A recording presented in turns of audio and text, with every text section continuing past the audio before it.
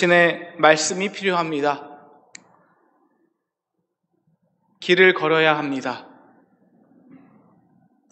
말씀하여 주셔서 길을 걷게 하여 주시옵소서. 예수님의 이름으로 기도했습니다.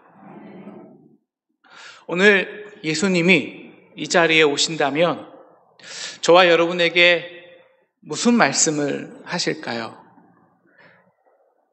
저와 여러분의 눈을 하나씩 맞춰보신 후에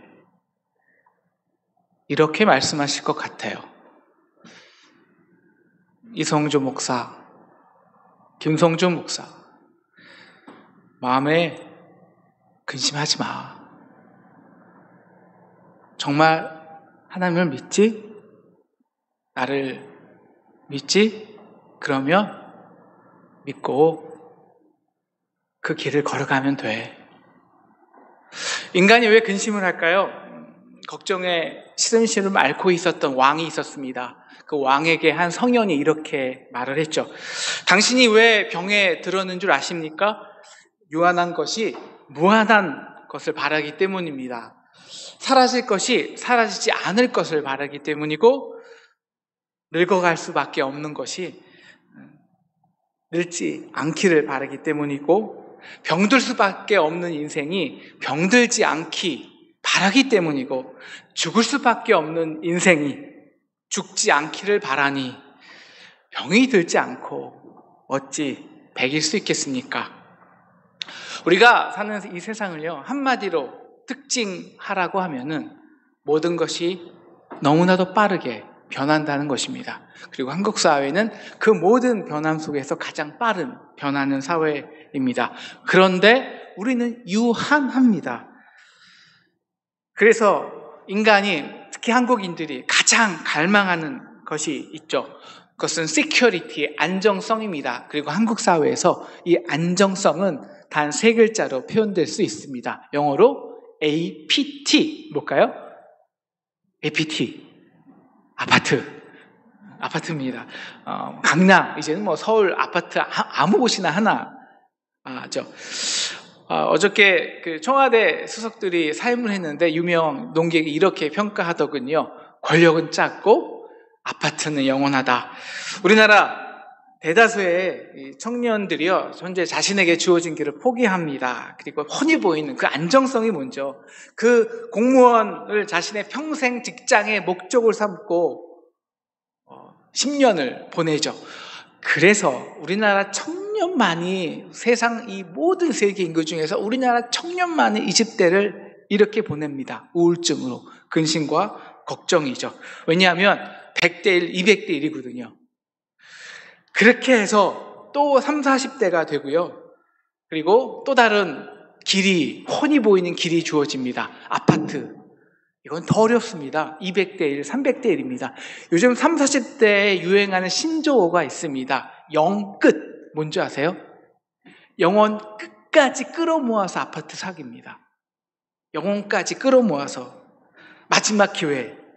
그래서 큰 빚을 지고 아파트를 삽니다. 하지만 경제가 항상 그렇듯 거품은 사라지고, 그 말은 그들의 40대, 50대, 60대는 그 인생의 절정은 언제나 빚이라는 근심과 걱정으로 살아야 합니다. 이러한 근심과 걱정에 사로잡힌 저희와 제자들을 보시면서 예수님은 오늘 이렇게 말씀하십니다. 내 아버지 집에 거할 곳이 많어. 왜 그 200대 1, 300대 1, 그 소수의 확률을 보고 인생을 거니? 그러면서 이렇게 말씀하시죠. 그렇지 않으면 너희에게 알렸으리라. 내가 너희를 위하여 처소를 예비하러 가노라. 왜 근심하는 저와 여러분에게 예수님은 처소를 강조하실까요? 여러분, 우리가 인생에서 영원한 처소를 원하는 한, 여러분, 우리는 근심하는 인생에서 벗어날 수 없기 때문입니다. 근심과 걱정이 아닌 하나님을 믿고 의지하는 삶,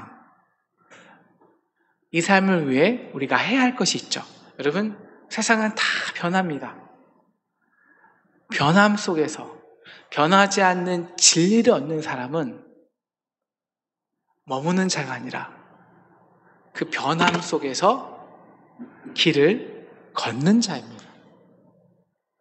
그래서 4절 이렇게 말씀하십니다. 내가 어디로 가든지 그 길을 너희가 아느니라. 그리고 그 길을 걸어가라고 초청하시죠. 하나님을 믿어. 나를 믿어.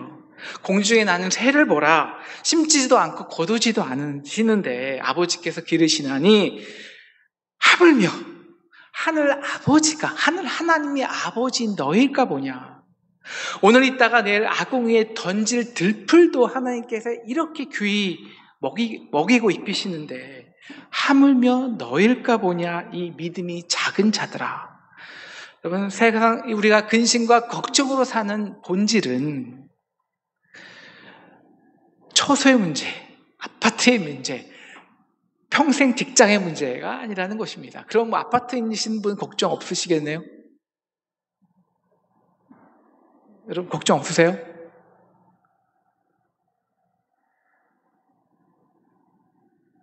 믿음이 없기 때문입니다.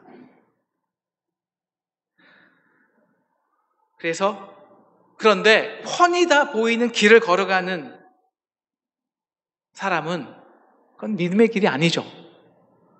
보이지 않는 믿음의 길을 걸어갈 때 하나님이 나와 어떻게 함께 하시는지, 나를 어떻게 인도하시는지, 그분이 진짜 나의 하나님이 아버지가 되시는지를 구체적으로 알 수 있다는 것입니다. 내가 사망의 음침한 골짜기를 걸어갈지라도 해를 두려워하지 않는 것은 주의 지팡이와 막대기가 나를 안위하시나이다. 영어로 말씀하면 as I walk through, 그러니까 내가 실제적으로 걸어갈 때야 비로소 그때만이 구체적인 하나님의 지팡이와 막대기를 내가 느낄 수 있다는 거예요.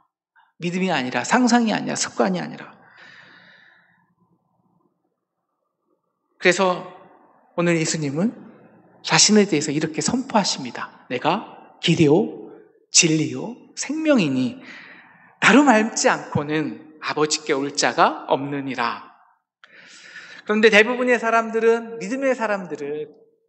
믿음의 길을 가면서도 자신의 보이는 목적을 따라 걸어갑니다. 제자들도 그랬습니다. 예수님이 새로운 나라를 건설하게 되면 그 주어질 안정적인 그 한 자리를 보고 열심히 따라갔습니다. 백성들은 예수님이 행하시는 기적을 보고 따라갔습니다. 그렇게 예수를 따라간 지 3년이 되었는데 이제 드디어 예수가 이 세상의 왕이 되기 위해서 예루살렘에 입성하셨는데 예수는 죽는다고 하십니다. 한순간에 낙동강 오리알이 된 것이죠. 어떻게 근심하지 않을 수 있겠습니까? 작년 여름 정확히 6월에서 7월 사이인데요. 저도 예수님을 따라가다가 제자들과 같은 동일한 근심과 걱정에 사로잡혔습니다. 한 6년, 7년 전쯤 제가 MBA를 졸업한 후 펀드 매니저라는 세상 꿈을 포기하고 지금의 길을 선택한 후에 크게 후회한 적은 없었습니다. 미국에서 박사를 받은 후 교수의 길을 내려놓고 개척교회 목사가 되었을 때도 거의 20년간 미국에서 쌓아놓았던 그 안정과 보장을 다 내려놓고 또 한국에서 새로운 개척의 길을 걸었을 때도 감사했습니다. 사실 제 인생에서 가장 중요한 결정을 할 때마다 감사하게도 돈은 그렇게 중요한 고려 요소는 아니었습니다. 그런데 작년 6월에 정말 충격적인, 저로서는 굉장히 정말 치욕스러운 경험을 했습니다. 그리고 이런 생각이 들었습니다. 야, 내가 참 열심히 살았는데 내 고정 수입이 이거야?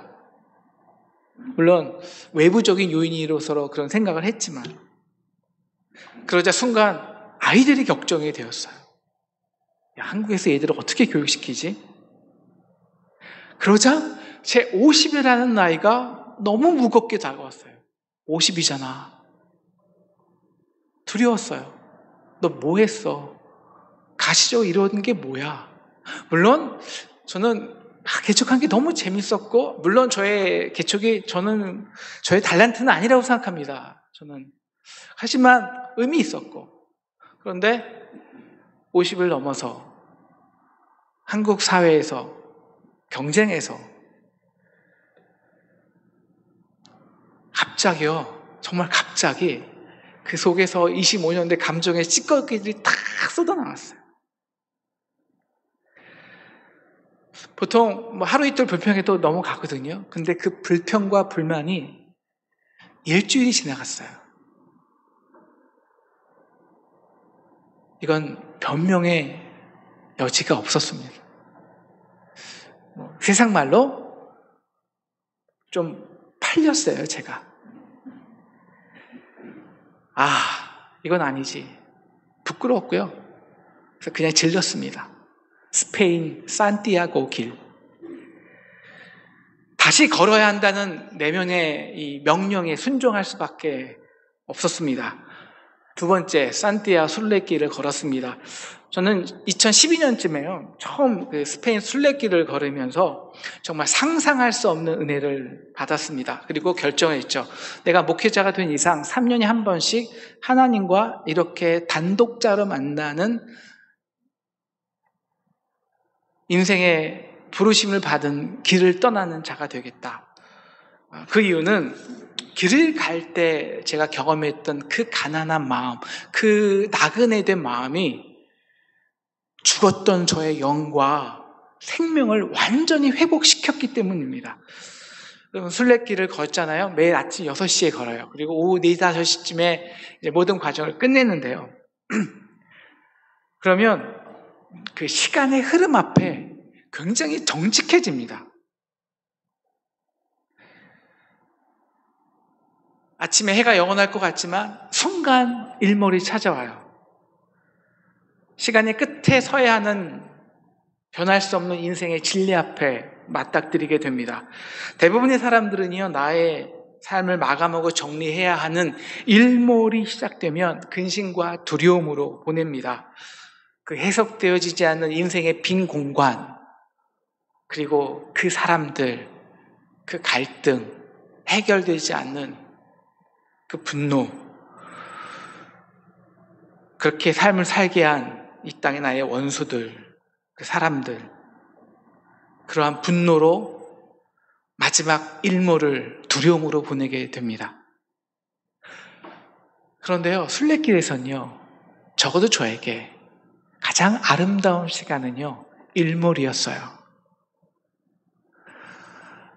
제가 동일한 길을 걸었는데 2012년에는 그 길을 너무너무 아름다웠는데요, 그 길을 이제 이 길이지 하고 걸었는데 하나도 아름답지 않은 거예요. 왜지? 딱 알았어요. 낮에 걸었어요. 낮에. 그때는 일몰에 오렸고요. 여러분, 해가 넘어가면 세상을 물들게 하는 그 아름다움은요, 어떠한 풍경보다 제 눈에는 아름다웠습니다. 제가 길을 가다가 정말 가장 거룩한 광경을 목격한 적이 있어요. 그것은 그 일몰의 그림자 속에서 노 부부가 손을 잡고 길을 걸어가는 것이었습니다. 삶의 여정 중에 가장 아름다움은 노년이구나 깨달았죠. 자신의 해는 넘어가지만 그 해가 넘어감으로 주위를 아름답게 물들게 할 수 있다면 그 일몰은 너무 아름다운 것입니다. 왜 어떤 사람에게는 두려운 일몰이 어떤 사람에게는 가장 생명이 되고 진리가 되는 순간일까? 바로 그 차이는요, 이 하나에서 나옵니다. 믿음의 길을 걸어갔냐? 그래서 히브리서 11장 13절에서 16절은 그 믿음의 길을 걷는 아름다운 사람에 대해서 이렇게 소개하고 있습니다. 이 사람들은 다 믿음을 따라 죽었으며 약속을 받지 못하였으되 그를 멀리서 환영하였다. 또 땅에서는 외국인과 나그네임을 증명하였고, 그래서 그들이 이 세상에서 자신들이 본향 찾는 자임을 나타내었다. 그들이 나온 바 본향을 생각하였더라면 돌아갈 기회가 있었지만 이제는 더 나은 본향을 사모하니 곧 하늘에 있는 것이라. 이러므로 하나님이 그들의 하나님이라 일컬음 받기를 부끄러워하지 아니하시고 그들을 위해서 한 성을 예비하셨느니라. 여러분, 길을 떠나보면요, 어쩔 수 없이 나그네가 돼요. 어쩔 수 없이 가난해져요. 그래서 아는 것이 있어요. 그래서 찾는 것이 있죠. 보이지 않던 하늘의 하나님이요, 이 땅에서 진짜 내 아버지가 된다니까요. 야, 그 아버지와 거하는 그 집이 진짜 내가 거해야 할 본향이구나. 그 아버지 품에 있는 그 영혼이, 그 생명이 바로 일몰의 가장 감격스러운 사건이 돼요. 모든 사람들이요, 순례길을 떠나가잖아요. 그러면 이건 100% 동일합니다. 제가 한 3번, 4번 혹은 10번 가지 않았지만 순례길에 17번 이상 간 사람들이 있거든요. 동일하게 말하는 것이요. 이제 순례길을 맨 처음에 생장이라는 데서 떠나면요, 한 15km까지, 15km가 얼마나 무거운지 아세요? 15kg, 20kg까지 메워요. 짐을 다 싸는 거예요. 필요한 거. 카메라, 좋은 카메라. 여러분, 여성들은요, 그 세안제도, 빨래비누, 머리 샴푸, 린스, 그 다음에 손 닦는 비누, 얼굴 세정제, 그리고 한 5-6개를 가져가요. 그리고 화장품도요, 종류별로. 안티에이징 크림, 기초 화장품, 영양 크림, 그 다음에 토닉 제품, 그것도 얼굴, 손, 바디까지. 3-3, 그것도 12가지예요. 그걸 다 싸가지고 갑니다.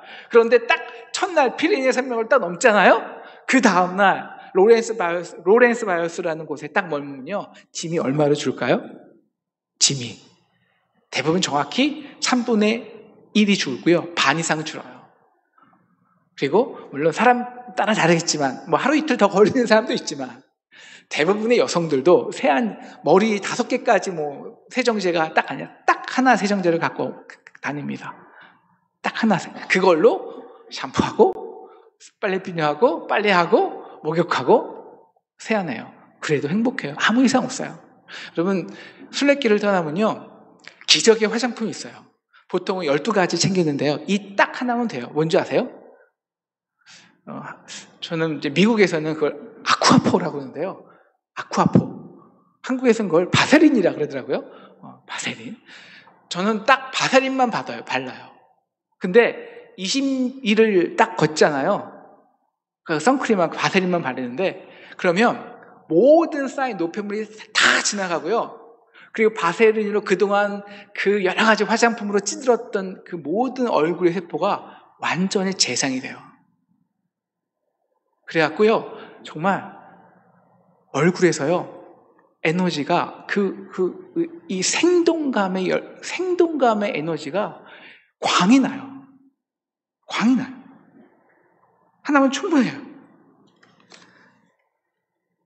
제가 이 무게 때문에 깜빡하고 안 갖고 온 게 있더라고요. 첫날 이 타올을 안 갖고 왔어요.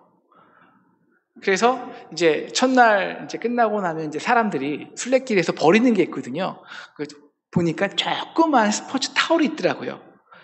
냄새를 맡아보니까 한 열흘 20일 됐나 봐요. 역해서 냄새를 맡을 수가 없어요. 근데 너무 감사한 거 있죠.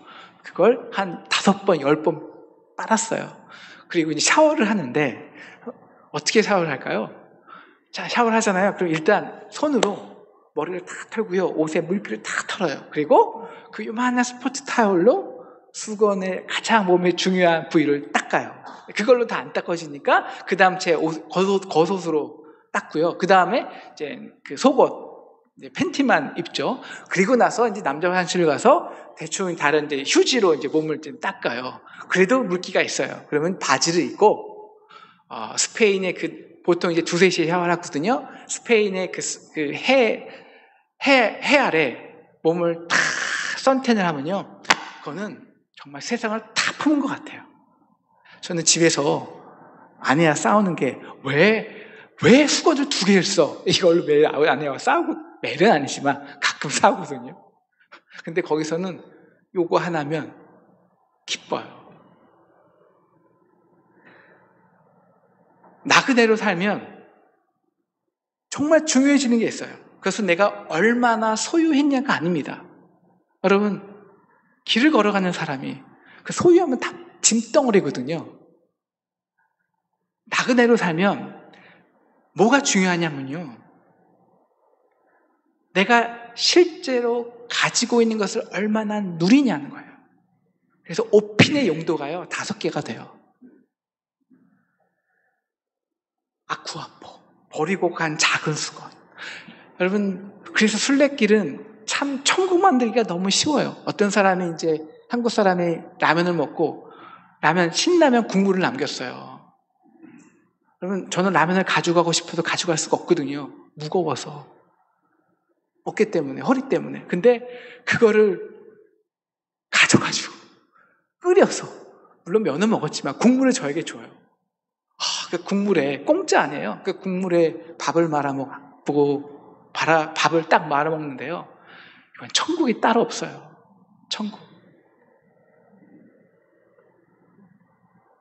여러분, 나그네가 되고 그 외국인이 된다는 것은 내가 인위적으로 쌓아놓은 나의 울타리를 내던지는 거예요. 그리고 요한복음의 주제, 나 자신을 취약한 상태, vulnerability로 들어가는 거죠. 저는 제일 힘든 것이 피부였어요. 제가 피부가 민감해서 햇빛 알레르기도 있고요, 각종 피부 두드러지, 그리고 제가 알러지 반응이 너무 심해서 이 스페인의 가장 힘든 것이, 모든 사람이 이제 아는, 이 순례길을 가는 사람은 알지만 베드버그거든요. 그거 하나 빈대인데 그거 하나 물리면, 목이 물린 거에 100배가 가려워요. 저는 특히 알러지 반응이 심해서 정말 100배예요. 작년에는 맨 처음에 12년 때, 2012년에 너무 힘들어서 정말 완전히 대비를 했는데, 이번에는 길을 북쪽 길로 갔는데요, 또 물린 거예요.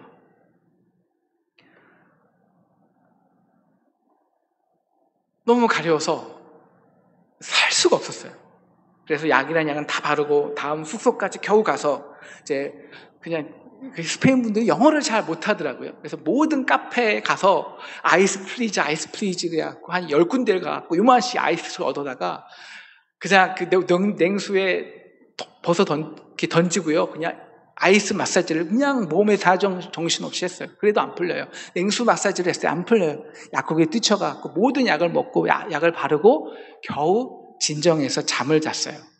그런데 12시에 깬 거예요. 자기도 모르게 내가 가려우니까 몸을 긁어갔고요, 더 알러지 반응이 끝까지 올라온 거예요. 열이 나고 견딜 수가 없었습니다. 냉수 샤워를 했어요. 효과가 없어요. 그래서 제가 할 수 있었던 것은요, 그냥 호텔 2만 5천 원짜리 호텔방에서 두 손을 잡고요, 그냥 불불 떨으면서 한없이 미약한 존재가 된 거예요.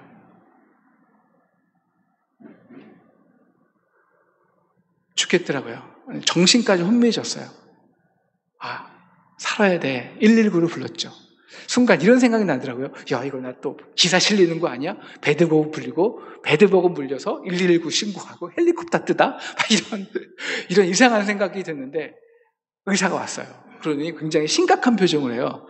산소 포화도가 92인가 1로 때려 떨어진 거예요, 제가. 갑자기 마음에 위로가 되더라고요. 나 심각하구나.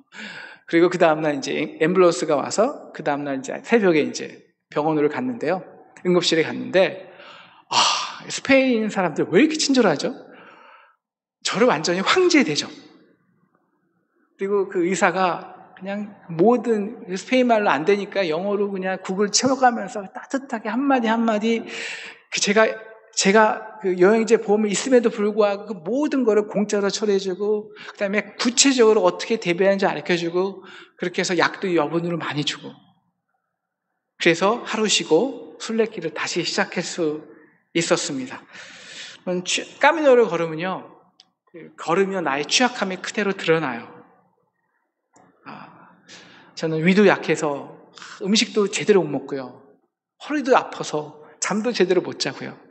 나는 왜 이렇게 불편한 게 많아? 왜 이렇게 몸이 연약한 거지? 그런데요, 그 취약함을 통해 경험하는 기적이 있어요. 하나님의 지팡이와 막대기입니다. 야, 하나님이 나를 이렇게 돌보시네?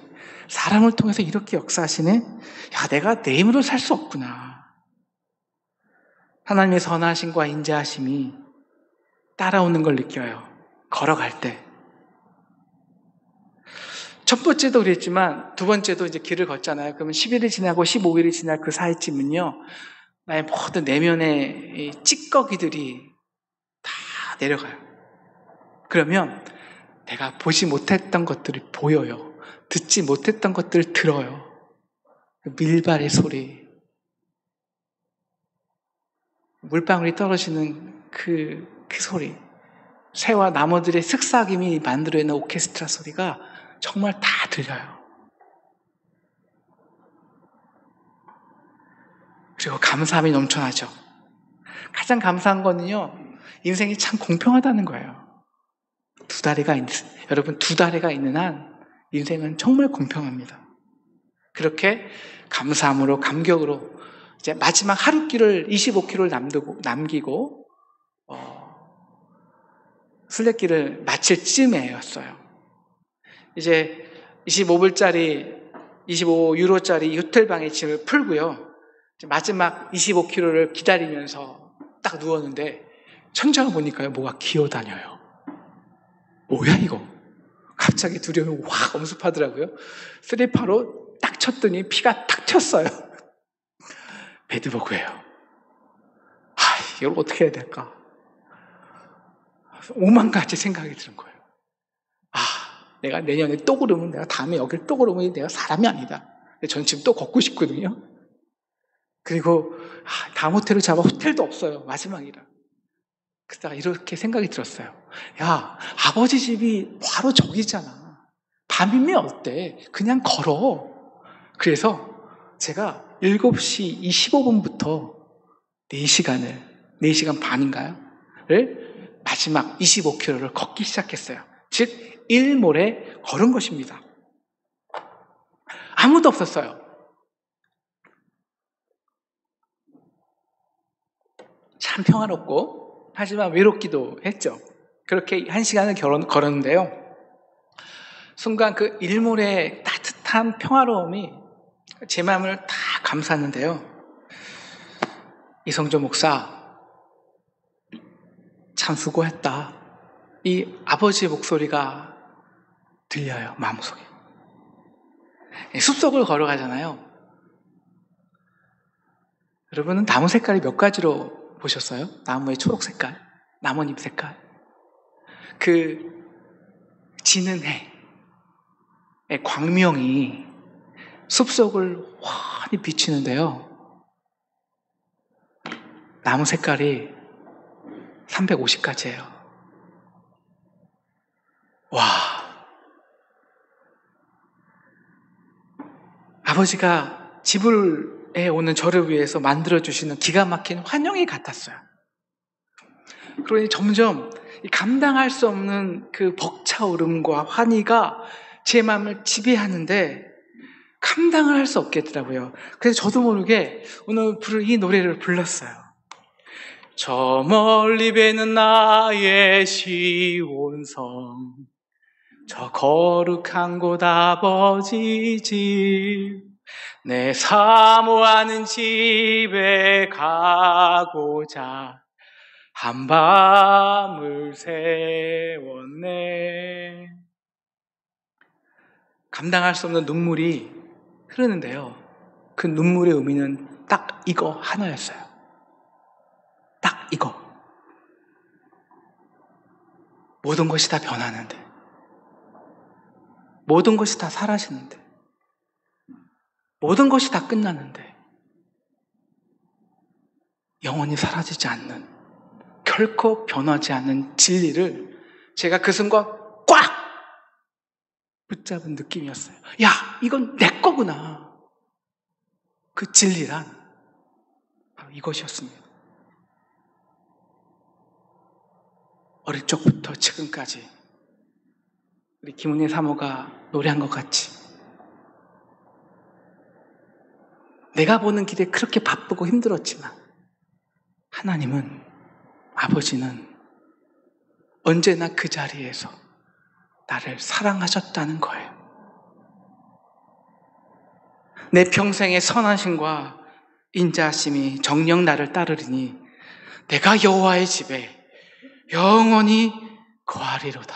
여러분, 이 진리를 딱 부여잡은 순간요, 걸음걸이가요 날아갈 것 같았습니다. 그동안 내가 걸으면서 얼마나 힘들었고 갈등했고 나의 취약함으로 고민하고, 또 다른 사람 그냥 인생길에서 사람들과 싸우고 다투고 심지어 죽을 것 같았던 그 시간들이요, 그냥 다 받아들여지고요, 그냥 다 아름다워요. 그게 정말 아무 상관이 없어요. 정말 상관 있는 건 딱 하나예요. 나 지금 아버지 집에 걸어가고 있잖아. 그 아버지 집이 있잖아. 그리고는 그 모든 나의 과거의 걸음들이 다 해석되는 거예요. 야, 이렇게 인도하셨네. 이렇게 협력해서 선을 이루셨네. 그리고는 아름다운 노을을 바라볼 수 있는 여유를 주세요. 스페인에서 제가 본 가장 아름다운 노을이었어요. 야, 어떻게 왜 이렇게 아름다울 수 있지? 제가 길을 걷는 건지요, 사진을 찍는 건지요, 눈물을 흘리는 것인지 전초를 알 수가 없었습니다. 제가 방금 30km 걸었는데요, 확실히 느낀 거는요, 우리 여태까지 배웠잖아요. 그 십자가의 길은 내가 따라가는 길이 아니라 끌려오는 거라고요.